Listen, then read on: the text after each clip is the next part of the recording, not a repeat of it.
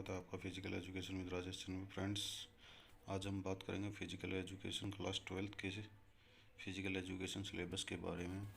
Friends, जो भी CBSE schools हैं उनमें ये सिलेबस अभी जो न्यू पॉलिसी चेंज हुई है उसके अकॉर्डिंग ये न्यू लेटेस्ट सिलेबस आया है। तो इसमें मैक्सिमम मार्क्स 70 का थ्योरी पेपर होगा और 30 मार्क्स का इसमें प्रैक्टिकल होगा। तो हम बात करते हैं थ्योरी की, यूनिट 1 की और इसके टॉपिक्स के बारे में। तो पहला जो फर्स्ट टॉपिक है उसका नाम है मैनेजमेंट ऑफ स्पोर्टिंग इवेंट्स। तो function of sports event management के बारे में है। इसमें कैसे कैसे प्लानिंग की जाती है, कैसे ऑर्गेनाइजिंग कमेटी वगैरह बनाई जाती हैं, कैसे डायरेक्टिंग किया जाता है और कैसे कंट्रोल किया जाता है उन सब फंक्शंस के ऊपर। नेक्स्ट जो टॉपिक है वो है various committees and the responsibility pre, during and post. Pre means पहले, ड्यूरिंग के दौरान और पोस्ट मतलब बाद में। जो कमेटी है उनकी रिस्पॉन्सिबिलिटीज़ जो होती हैं, काम करने के जो तरीके होते हैं, तो उनके बारे में इसमें डिस्कस किया गया है। इसमें बताया गया है कि गेम के स्टार्ट होने से पहले हमें किन किन चीज़ों की ज़रूरत होती है और कौन कौन से इक्विपमेंट होते हैं जो गेम को स्टार्टअप करने के लिए, गेम की प्लानिंग के लिए बहुत ज़रूरी नेसेसरी इक्विपमेंट होते हैं, उनके बारे में इसको बताया गया है। ड्यूरिंग कंपटीशन क्या क्या चीज़ें चाहिए, क्या क्या इक्विपमेंट हमें चाहिए, उन सब चीज़ों के बारे में ड्यूरिंग कंपटीशन में इसमें डिस्कस किया गया है। और fruit refreshment committee, management committee, ये सब चीज़ें, फाइनेंस कमेटी, ये सब कमेटीज होती हैं जो रिस्पॉन्सिबिलिटी को बाकायदा अच्छे तरीके से निभाती हैं। फिर हम बात करते हैं fixtures and its procedure. Knockout fixture होता है, एक बाइस एंड सीडिंग सिस्टम होता है, एक लीग होता है, एक स्टेयरकेस होता है, एक साइकिलिंग प्रोसेस होता है। तो हम बात करते हैं नॉकआउट। नॉकआउट में टीमें डायरेक्ट एलिमिनेट हो जाती हैं। जैसे ही कोई टीम मैच हारती है तो वो सिस्टम से बाहर आ जाती है। मतलब कि टूर्नामेंट का जो सिस्टम्स है वो नॉकआउट बेस पे अगर होगा तो उसमें एक मैच हारते ही टीम बाहर हो जाती है। तो इसके लिए ड्रॉ फिक्चर्स डाला जाता है और फिक्चर्स में सबके अपने हिसाब से फिक्चर्स तैयार करके उसमें टीमों का डिसाइड किया जाता है कि किस टीम का मैच किससे होगा। और लीग में मैचेस ये है कि अगर टीम लूज़ भी कर जाती है एक आध मैच तो उसको आगे मौका दिया जाता है। ये इसका सबसे बड़ा बेनिफिट है, लेकिन ये इसमें थोड़ा टाइम कंज्यूमिंग है ये। तो ये बच्चों को इसमें समझाया जाता है। यूनिट सेकंड की अगर हम बात करें तो children and women in sports. तो बच्चों के बारे में और वुमेंस के बारे में इसमें बताया गया है कि कॉमन पोस्चरल डिफॉर्मिटीज होती हैं, नोक नहीं होता है, बो लेग्स होती हैं। फ्लैट फुट के बारे में तो सुनते ही रहते हैं कि जिन बच्चों को फ्लैट फुट होता है उनको डिफेंस वगैरह में नहीं लिया जाता है, भर्ती नहीं किया जाता। राउंड शोल्डर्स होते हैं, लॉर्डोसिस होता है, ये हमारी जो रीढ़ की हड्डी में जो डिफॉर्मिटी आ जाती है। काइफोसिस होता है, स्कोलियोसिस होता है एंड देयर करेक्टिव मेजर्स, इसको ठीक कैसे किया जाता है, ये सब चीज़ें इसमें पढ़ाई जाती हैं। सेकंड टॉपिक का अगर हम बात करें तो स्पेशल कंसाइडरेशन मेनार्की एंड मेस्चुरल डिसफंक्शनिंग। तो इसमें जो बताया गया है वो बच्चों के बारे में बताया गया है कि, और जो वोमेंस के बारे में बताया गया है कि जो भी चीज़ें होती हैं, जैसे जैसे टाइम बाउंडिंग होती है, हार्मोन्स का चेंज होता है, तो उसमें क्या परिवर्तन आता है, उन सब चीज़ों के बारे में, फंक्शंस में क्या क्या, सिस्टम्स में क्या क्या चेंजेज आते हैं, तो वो सब चीज़ें इसमें डिस्कस की गई हैं। फीमेल एथलीट ट्रेड, ओस्टोपोरोसिस, अमोनोरिया और रेटिंग डिसऑर्डर, ये सब चीज़ें भी फीमेल एथलीट ट्रेड्स में इसको बहुत बाकायदा अच्छे तरीके से बताया गया है कि क्या क्या चीज़ों से सुधार किया जा सकता है और कैसे इन्हें प्रिवेंट किया जा सकता है। Yoga as preventive measures for lifestyle disease. तो योगा का टॉपिक मैंने 11th क्लास में भी आपको डिस्कस किया था, बताया था उस सिलेबस के अंदर। तो इसमें ऑब्सिटी के बारे में बताया जाता है, मोटापे के बारे में, इसका प्रोसीजर क्या होगा, बेनिफिट, कॉन्ट्राडिक्शंस फॉर वज्रासना, त्रिकोणासना। तो इन सब आसन्स के बारे में बताया गया है ताकि बच्चों को बेनिफिट मिल सके और बच्चे वो कैपेबिलिटी के साथ काम कर सके जिससे वो हेल्दी, फिट एंड वेलनेस की कैटेगरी में आ सकें। डायबिटीज़ होता है उसका क्या प्रोसीजर है, बेनिफिट्स उसके क्या।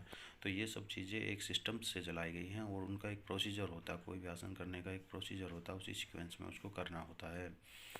अस्थमा के बारे में बताया गया है, ये श्वसन से रिलेटेड है और इसमें सुखासना, चक्रासना, ये गोमुखासना, ये सब भुजंगासना, ये सब आसन करवाए जाते हैं। अनुलोम विलोम की प्रक्रिया भी इसमें की जाती है। हाइपरटेंशन की अगर हम बात करें तो हाइपरटेंशन के बारे में उसका प्रोसीजर, बेनिफिट एंड कॉन्ट्राडिक्शन, ताड़ासना, वज्रासना और मुक्तासना, ये सब चीज़ें, भुजंगासना, शवासना, ये करवाए जाते हैं। ठीक है, उसके बाद में हम बात करते हैं कि यूनिट 4 की physical education and sports for CWSN। जैसे कि 11th में बताया गया था CWSN, children with special need. दिव्यांग जिसको हम बोलते हैं, organisation promoting disability sports person, जो भी दिव्यांग होते हैं उनके लिए स्पेशल ओलंपिक होते हैं, पैरालंपिक्स होते हैं, और डिफ जो बच्चे गूंगे बहरे होते हैं उन बच्चों के लिए डिफ ओलंपिक्स वगैरह भी करवाए जाते हैं। Advantage of physical activities for children with special needs, तो हम कह सकते हैं कि इसके एडवांटेज क्या हैं। बच्चों को मोटिवेट किया जाता है, जो बच्चे डिसेबल होते हैं उनको भी आगे बढ़ाने का काम इसमें किया जाता है। Strategy to make physical activities assembles for children with special needs, जो भी बच्चे होते हैं उनके लिए स्ट्रेटजी तैयार की जाती है, उनको एक्टिविटी कैसे करानी है, उनको असेंबल कैसे करना है, चिल्ड्रंस को एक सिस्टम्स के हिसाब से काम करवाने के तरीके बताए जाते हैं। यूनिट 5 की अगर हम बात करें तो उसमें स्पोर्ट्स एंड न्यूट्रिशन के बारे में डिस्कस किया गया है कि concept of balance diet. Balance diet means वो ऐसा फूड जिसमें एक प्रॉपर न्यूट्रिशंस वाला फूड होना चाहिए, जिसमें सभी कंपोनेंट्स उचित मात्रा में हो, और एक संतुलित आहार जिसको हम बोलते हैं उसको बोला जाता है balance diet. Macro and micro nutrients, micro means जिसमें मिनरल्स वगैरह होते हैं, और मैक्रो मीन्स जिसमें कार्बोहाइड्रेट प्रोटीन को मैक्रो न्यूट्रिएंट्स के बारे में बताया गया है। Nutritive and non nutritive components of diet के अंदर कौन कौन से कंपोनेंट इन्वॉल्व होने चाहिए, उन सब चीज़ों के बारे में इसमें डिस्कस किया जाता है। यूनिट 6 की अगर हम बात करें तो test and measurement in sports, जैसा कि पहले भी बताया गया था कि टेस्ट जो होता है वो फिटनेस टेस्ट भी होता है, साइकिलो इंडिया टेस्ट भी इसमें लिया जाता है। उसमें एज ग्रुप के हिसाब से बच्चों का टेस्ट लिया जाता है और क्लास भी होती है। एज ग्रुप 5 से 8 ईयर, क्लास 1 से 3rd होनी चाहिए। उसका body mass index, body mass index का फॉर्मूला होता है weight upon height into height, height का स्क्वायर मीन्स जितना हमारा बॉडी का वेट होता है वो केजी में लिया जाता है, और जो हाइट होती है वो मीटर्स में काउंट किए जाते हैं। तो इस तरीके से उसका बीएमआई निकाला जाता है। फ्लेमिंग और बैलेंस टेस्ट, बैलेंसिंग के लिए टेस्ट होता है। प्लेट टैपिंग टेस्ट होता है, ग्रीन वाइट रेड जो प्लेटें होती है उनको टच करके उनसे क्विक रिस्पॉन्स के बारे में जानना, इसमें बच्चों की कैपेबिलिटी के बारे में, उसका माइंड सेटअप के बारे में जानना होता है। एज ग्रुप 9 से 18 ईयर, क्लास 4 से 12, बीएमआई निकाला जाता है। 50 मीटर स्पीड टेस्ट निकाला जाता है। 600 मीटर रन होता है, इसमें वॉक होता है। Sit and reach test flexibility के लिए लिया जाता है। स्ट्रेंथ टेस्ट जो है वो एब्डोमिनल कर्ल पुशअप्स, बॉयज़ के लिए मॉडिफाई पुशअप, गर्ल्स के लिए मॉडिफाई पुशअप का यूज़ किया जाता है।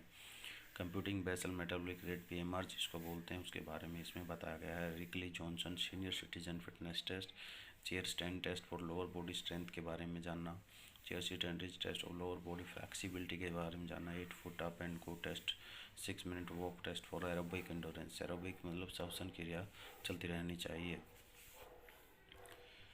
फिर इसके बाद में आता है unit 7 physiology and injury in sports. जैसा कि नाम से पता चल रहा है कि फिजियोलॉजी फैक्टर्स होते हैं, जिसमें सिस्टम्स के बारे में मैंने आपको पहले बताया था कि इसमें बॉडी के सिस्टम्स काम करते हैं। Physiology factor determine components of physical fitness, muscular system, cardio respiratory systems, इसमें सब चीज़ों के बारे में बताया गया है। स्पोर्ट्स की जो इंजरीज होती हैं उसमें क्लासिफिकेशन किया गया कि सॉफ्ट टिश्यू इंजरी कौन सी होती है, रगड़ लग जाना, कंट्यूशन, कट लग जाना, लेसिरेशन, स्प्रेन एंड स्ट्रेन। स्ट्रेन के बारे में मैंने आपको बताया था कि जो ट्रेन चलती है वो मसल्स में चलती है, तो स्ट्रेन जो है वो मसल्स इंजरी है, और जो स्प्रेन है वो लिगामेंट इंजरी है।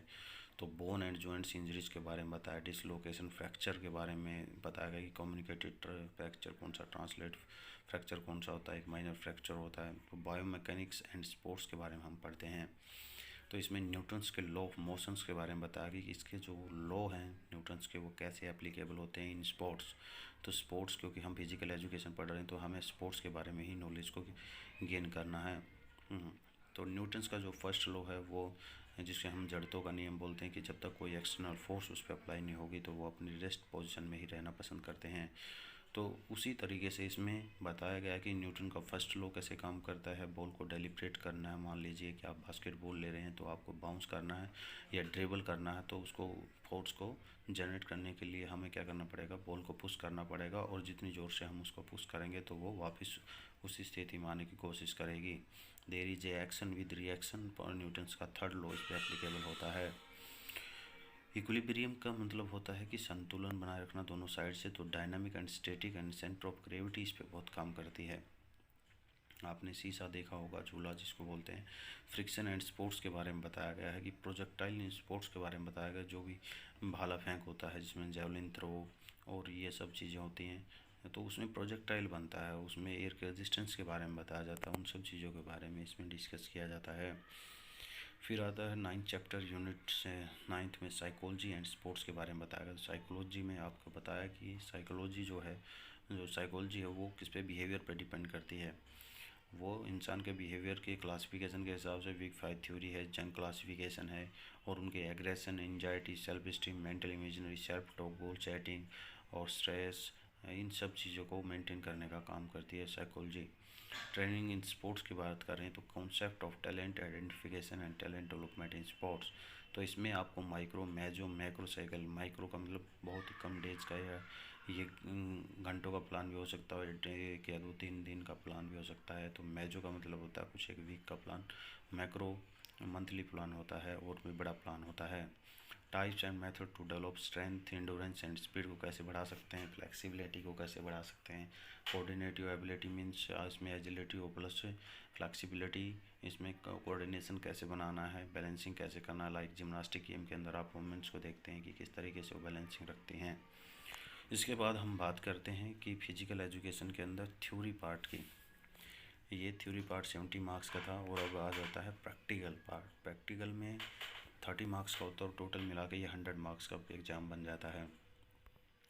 तो जिन बच्चों को इसके बारे में नॉलेज नहीं है वो अच्छे से इसके बारे में पढ़ें, देखें और समझें, तभी आप कोई बुक खरीदें, तभी आप आगे अपने तैयारी करें।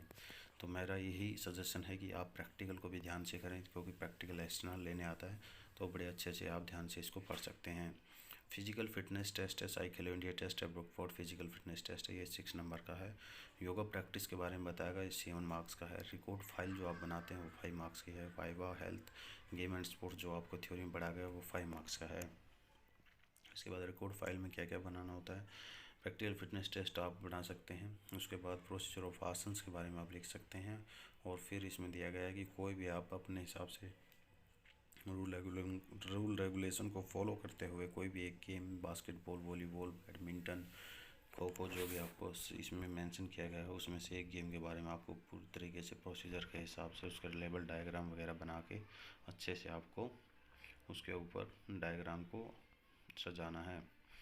तो ये सब चीज़ें मैं आपको बताना चाह रहा था कि किस तरीके से सिलेबस को हम अच्छे से सब टॉपिक को पढ़ेंगे। अगर आपके पास सिलेबस है नहीं है तो आप सिलेबस को डाउनलोड कीजिए और सिलेबस को अच्छे से लिख लीजिए आप पेन कॉपी से, तभी आप सफल हो पाएंगे। तो सभी स्टूडेंट्स से मेरी यही रिक्वेस्ट है कि सभी बच्चे सिलेबस को देखते हुए अपनी तैयारी करें, क्योंकि अभी फाइनल एग्ज़ाम्स होने वाले हैं, तो फाइनल एग्ज़ाम्स में आपके लिए बहुत हेल्पफुल होगा। थैंक यू फ्रेंड्स, यही एक छोटी सी अपडेट थी जो मैं आपको शेयर करना चाह रहा था।